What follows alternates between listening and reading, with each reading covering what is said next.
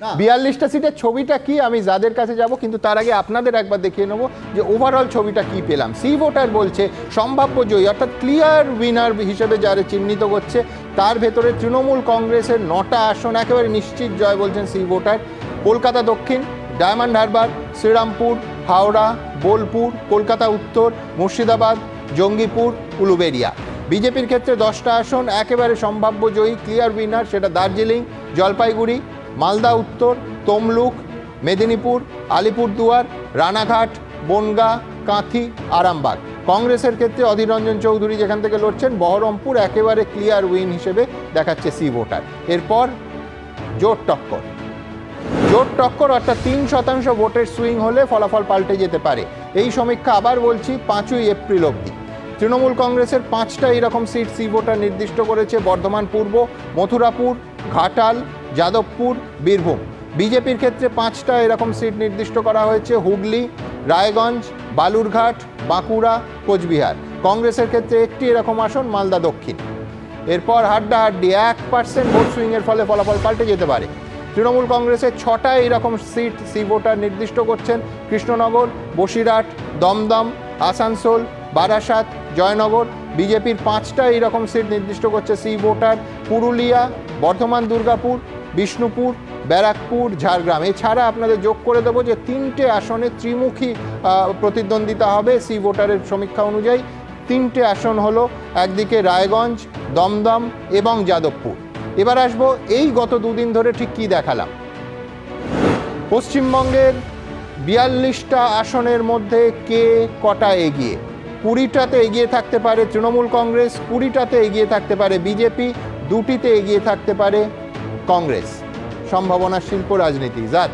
হ্যাঁ, প্রথম কথা হচ্ছে যে মানে ফলাফলটা দুটো পক্ষকেই মানে 3টে পক্ষকেই খুশি করবে, সবাই কিছু না কিছু অথবা 3টে পক্ষকেই অখুশি করবে। কিন্তু একটা খুব ইন্টারেস্টিং যেটা বেরিয়ে আসছে সেটা হচ্ছে যে 22টা সিট অ্যাকচুয়ালি ইজ ওপেন, এবং সেখানে হচ্ছে দ্য থার্ড ফ্যাক্টর মানে বাম কংগ্রেস জোট কিরকম ফল করছে এবং কার থেকে ভোটটা কাটছে, এইটা কিন্তু পশ্চিমবঙ্গের, কারণ কি লোকসভার ফল এরকম হওয়ার চান্স কম যে 20-20 হলো, মানে চান্স আছে কিন্তু খুব কম হবে। হচ্ছে রেজাল্ট যখন হবে তখন একটা পক্ষ অনেকটা এগিয়ে যাবে, এবং সেই একটা পক্ষ এগোনোর ব্যাপারে এইখানে এই যে ত্রিমুখী লড়াই হচ্ছে এই যে 22টা সিটে, বিকজ 3% ভোট এদিক ওদিক হতে পারে। আমি আরেকটা কথা খালি বলি শেষ করে দিই, যে একটা জিনিস যেটা খুব ইম্পর্টেন্ট আমার মনে হয়, যেটা আমরা একদম ভালো না, সেটা হচ্ছে পশ্চিমবঙ্গের রাজনীতিতে এই মুহূর্তে দুর্নীতি, উন্নয়ন এবং ওই কয়েকটা সিএ এর মতো কয়েকটা পলিসি, এই যে দুর্নীতি,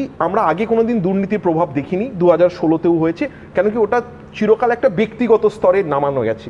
কিন্তু এই যে বড় দুর্নীতিটা হয়েছে, যেখানে গ্রামাঞ্চলে হচ্ছে এসএসসি বা চাকরি প্রার্থী, তার কি এফেক্ট হবে সরকারের ওপর, এইটা একটু দেখার আছে। আমি বিশ্বনাথ দুটো জিনিস বলি, যে দুটো কারণে আমার মনে হয়েছে এই দুদিন অনুষ্ঠান করতে গিয়ে যে সব থেকে বড় এই সমীক্ষা মেলার ক্ষেত্রে চ্যালেঞ্জ। 1 নম্বর হচ্ছে যে এত আগে এই সমীক্ষা, বুঝতেই পারছেন নির্বাচন শুরুর 48 ঘন্টা আগে আমাদের সমীক্ষা বন্ধ করতে হয়, 44 দিন ধরে চলবে, অর্থাৎ আমার সমীক্ষা কিন্তু শেষ হয়ে গেছে মোটামুটি 5ই এপ্রিল। সুতরাং সেইটা 44 দিন বা 50 দিন পরে কি শেপ নেবে, 5 দিনে নির্বাচনের হাওয়া ঘুরে যায়। 1 নম্বর। 2 নম্বর, আমি কালকেও বলেছি, আজকেও আরেকবার বলবো, সেটা হচ্ছে এত মার্জিনাল সিটস এই সমীক্ষায় দেখানো হয়েছে, এই 3% 1% এইরকম হয় না। সাধারণত ভোট দান একটা প্রবণতা, সেই প্রবণতা যদি কোনো দিকে ঢলে থাকে সেই দিকে এত লোকসভা, যেহেতু নির্বাচনটা লোকসভার, সেহেতু এতটা মানে হাড্ডাহাড্ডি, হিন্দিতে যাকে বলে কাঁটে কি টাক্কার, ব্যাপারটা ঠিক এইরকম কার্যক্ষেত্রে হয় না, কাগজে কলমে হয়, সমীক্ষা হয়, কিন্তু ফলাফল দেখা যায় একটা প্রবণতা অনেক সময়, বেশিরভাগ সময় ফুটে ওঠে। বিশ্বনাথ দা, প্রথমত আমি বলবো যে এটা ঠিক আপনার সাথে একমত, যে লম্বা একটা পিরিয়ড আছে, তার মধ্যে অনেক ইস্যু আসবে, প্রচার আছে। শুধু আমি একটা মনে করিয়ে দিতে চাই, দর্শকদের 91 সালের নির্বাচনে রাজীব গান্ধীর মৃত্যুর আগে এবং মৃত্যুর পরে কংগ্রেসের তফাৎ, মানে মৃত্যুর পরে কংগ্রেসের রেজাল্ট অনেক বেটার হয়েছিল। ফলে বুঝতেই পারেন যে একটা ঘটনা একটা বিরাট প্রভাব তৈরি করতে পারে।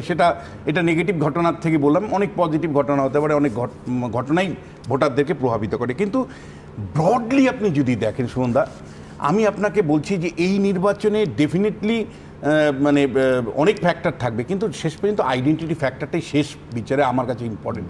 একজন সমীক্ষক হিসাবে আমি যখন গ্রামগঞ্জে যাচ্ছি, আমি খুব পরিষ্কার দেখতে পাচ্ছি একটা আইডেন্টিটি একটা বড় রোল প্লে করছে।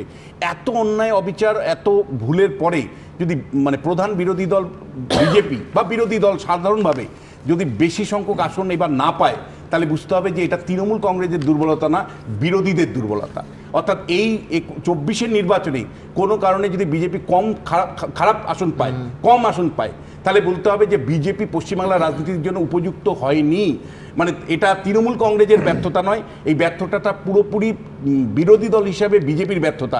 কারণ আমি যে ছবিটা দেখেছি সেটা হলো 3টে ভাগে ভাগ করতে চাই।